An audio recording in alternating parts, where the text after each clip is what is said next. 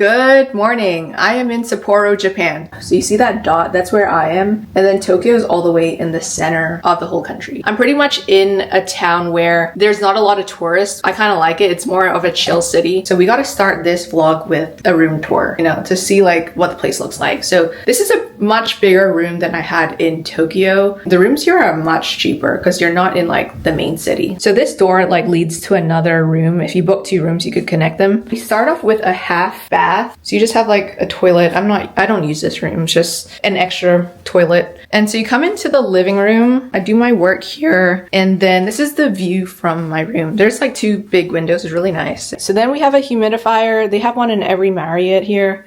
And then we have my Nespresso machine. I haven't used it yet. Honestly, I prefer to buy coffee outside and I don't want to clean the whole machine and everything. So I usually just leave it. This is my green tea. I buy green tea every day. So I have tea bags and I have my bottle. These are like $1 here. Really good prices. Shohei is everywhere here. I went to a baseball game a couple weeks ago here. It was such a crazy experience. Shohei used to play for the Sapporo team here before he got drafted to Angels and the Dodgers. So like Sapporo is his like hometown, I guess. Now we come into the bedroom. I really like this place. Like you just have the living room and bedroom separated. So it feels like you're really living in an apartment. Here are all my shoes. Fun fact, I bought this here in Sapporo at an outlet mall. These retail for like $300. I got them from $120. This town is crazy because it has a whole Costco and then it has a factory outlet mall here. So it really feels like I'm in the Midwest. We have bed. I tried to make it. And then you come into the bathroom. Now here we have my wardrobe. We have a lot of cool stuff. So we have the robes and then they don't have the best shoes. So I kind of stole these from the other hotel. I was not raised to leave any of this free stuff in the hotel. So when I leave, I always take the slippers. So this, I love this entranceway. Great mirror, see myself. I got this from Australia. This is a Melbourne brand. If you guys buy Australian clothes, it's just the best quality. I have like a water dispenser. I don't use that either. And then in here we have the toilet. All the Japanese toilets have the spray stuff, the bidet. And then you got the tub, the shower.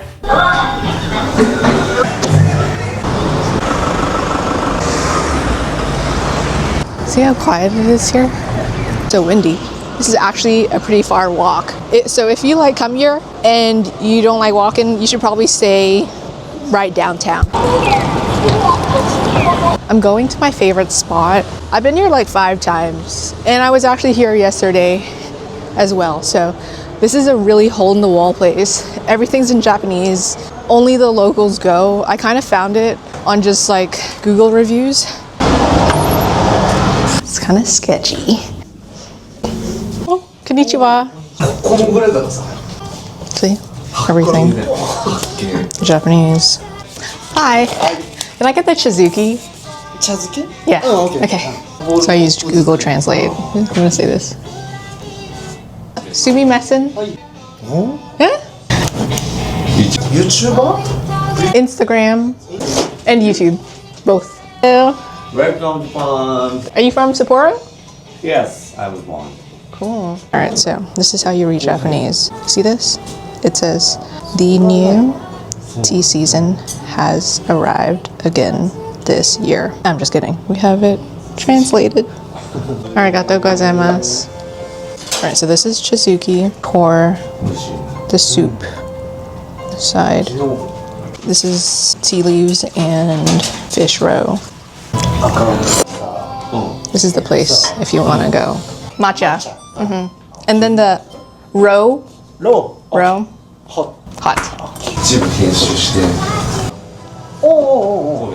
This is my favorite dessert. So that's a warabi mochi, red bean, and matcha. All right, to give you an idea, that whole meal, the rice, tea, and dessert was $13.27.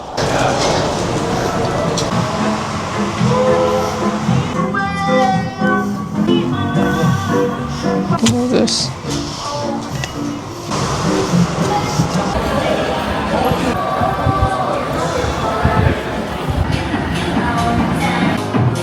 Arigato. Oh, thank you. Thank you.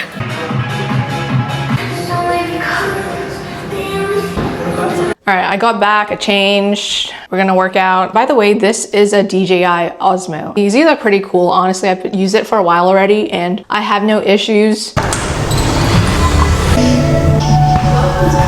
So today is abs and arm day. I'm not the most athletic person. I grew up doing dance. So I did like jazz, ballet, and gymnastics. Other than that, not really any sports. This is, how old was I? Maybe I was like 9 or something. This is a little Chloe. This was my, I don't know, you can see that. That's me in my jazz outfit, like there's a performance. All right, so this is another one, Sydney Opera House. I auditioned for the Nutcracker. I got the role of an understudy, so that was pretty cool. My nail just broke. So I'm just gonna do my arm workout, pretty boring, so I'll catch you after. As a trader, I don't have an employer, so there's no 401k and there's no health insurance tied to the employer. So this is what I do. Health insurance wise, I have just a private insurance, and then because I'm overseas and I travel a lot, I just have like the travel medical insurance. And so if I'm overseas, anything happens, everything's covered. I do pay like a higher premium just to be safe if anything happens, you know. And then for the 401k, everything I got from my job, I transferred that to a Roth IRA. And then I have investments in my broker, I have crypto. So there's a lot of different avenues of just passive income. Outfit numero tres. Did I say it right? I got this from Kyoto. Kyoto has a lot of good perfume stores. If I were to rank all the Japanese cities, it's Sapporo, Kyoto, Tokyo, Osaka, Kobe. Those are all the ones I've been to so far. The one place I really want to go to is Okinawa. That is on my bucket list to go to. Outside of that, I've pretty much gone to all the main spots in Japan. This is what I ride on every time. Have the menu. I'll show you everything I get. I usually get the same stuff. What else? Salmon, kani, miso, gunkan, eureka, sugata. Okay, so this is what I wrote. This is the dish you want, the quantity, and whether you want wasabi. Sumimasen. Oh, hi. Arigato. This is called a chawa mushi. So it's just like a custard egg. Okumada is not here. Oh, arigato. Arigato. Like, I'm here so much. I just remember all the chefs' names. So like, the dude is Sugawara, and then the other guy is Okumada. Salmon, flying fish roe. You have the squid, and then this is really cool. That is the crab intestines, and it's all mashed up. It's really good. And this is the fake crab meat. You get your little saucers. What you want? I think this is a little empty. Yeah, ginger. There. This is my favorite thing. Like, I'll switch up the different dishes, but I always have to get this one. Pizza, yeah. You always pick Japanese. The prices here are amazing. It costs $2.50 for you to get that. I'll take this one. Green tea. I get this one. This one's pretty good. It's unsweetened and it's really strong tea. Like, all this is like $5. In the evenings, they will discount all the food 20% or like 40% off to just clear all this food. So like, you know, stuff is fresh because it's made that day and you gotta eat it that day. Now it's time for Bible study. I recently finished reading the Bible. It took me 2 years to finish, like, cover to cover. I'm still watching the same YouTube channel because after you finish the Bible, you go into more depth. You just go into more detail into the book and like you really, what's that word?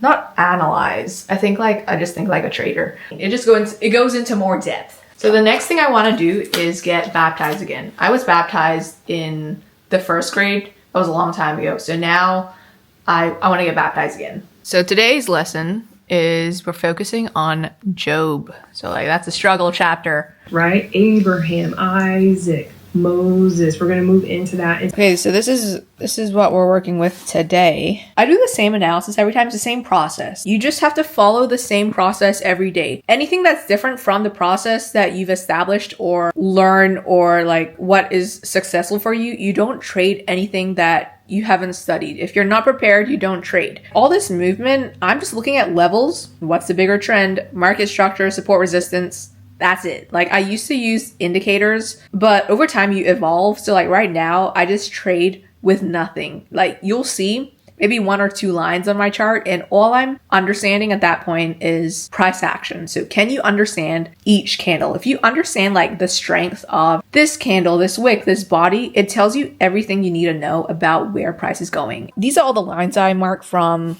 my live webinar. I do that with my group. So we're looking at like how to analyze every ticker, like what should we be looking for? What could we expect? Like what setups we need to watch for. But if you look at this, I'm going to clear everything just to start over. You know, that's a significant level. So what is the most obvious thing that you see? A reversal from this all-time high. What's another obvious thing? You have the market structure upward and then potentially market structure downward. Price always likes to go to levels that were created previously. So like a pre-market low from another day could be pre-market low today, or like another one, pre-market low there. So like price likes to come to the same levels. So you just gotta observe where those levels are. There's only 2 rules in trading. Have a really good strategy. So you need to take time to develop that. But once you have that, you just follow the strategy. So everyone gets caught up in the second part. Like you can know the best strategy and everything, but if you can't follow it and you can't follow the same rules or like have a proper trading plan, it's gonna take a long time for you to become successful in this. I am watching SPY,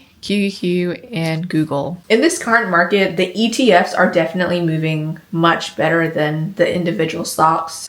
I'm just trading away from whatever like support resistance there are. So this is the level we're watching. If it breaks, I'm going to enter. If it pushes down, I will enter. So it's just like trading away from support resistance. If I'm in SPY puts, was the resistance, price pushed lower, I entered in puts as price like did a little dip here. So like just trade with the trend. That's a really good reversal candle, you know. So I leveraged 9,722. We're up 270. So I do leverage quite a bit. That's what it looks like. I want to move my stop loss there, but I want to see this drop a little more. I'm up $830. All right, I don't look that good. I think I'm going to exit right now. Dang, stuff is really reversing now. This is why you gotta exit. You see it moving weird. Look at that. Like what is that? If price moves really fast, or like that candle pushed up really fast, and like it's in an area of all these different dojis, so many wicks up and down, when it comes into this area, it's not always going to be good news. Like price could always reject and go higher. All right, so that was a pretty short scalp. That was like 5 minutes. The P&L is $745.05. You just got to take what you can get in this market. Like there are days where it trends really well, and then you get days where it's just, there's so many wicks, it's consolidating, it's so slow. That's how trading is. There's going to be better days, worser days. Honestly, like I still struggle with accepting lower wins. Like when you make a certain number, like I do aim for like always like 4-figure trades, but when that doesn't happen, I don't know why it feels like a loss, or like it just feels like it's not good enough. Trading is honestly a very stressful job. Unfortunately, sometimes like you think of your P&L, like it determines the mood you're in. Once you can make a certain amount and then like the market is different and then the moves aren't as big, it's like, dang, it's only 11:22. That's it. I'm gonna try to wind down, get off the charts, and just calm down to sleep, because I have a lot of adrenaline right now, and it's hard to sleep when you trade at night. So I'm excited to be back on Eastern time.